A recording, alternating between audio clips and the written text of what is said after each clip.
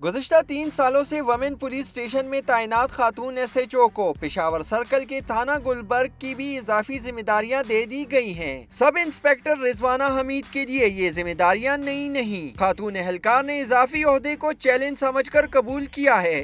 کے بعد سب لیڈیز کو سامنے لایا جائے گا اور لوگوں کو، عوام کو اویئر کیا جائے گا کہ ہاں لیڈیز بھی ہیں اور کام کر رہی ہیں، اور یہ جو چیلنجز آ رہے ہیں سب پہ وہ پورا اتر رہی ہیں۔ سب انسپیکٹر رضوانہ حمید نے بطور اسسٹنٹ سب انسپیکٹر 1996 میں پولیس فورس جوائن کیا اور وہ محکمہ پولیس میں مختلف اہم عہدوں پر فائز رہیں۔ خاتون اہلکار کے مطابق جرائم اور دہشت گردی سے نمٹنا ان کے لیے کوئی نئی بات نہیں، پہلے وطن ہے اور پھر گھر کی ذمہ داریاں۔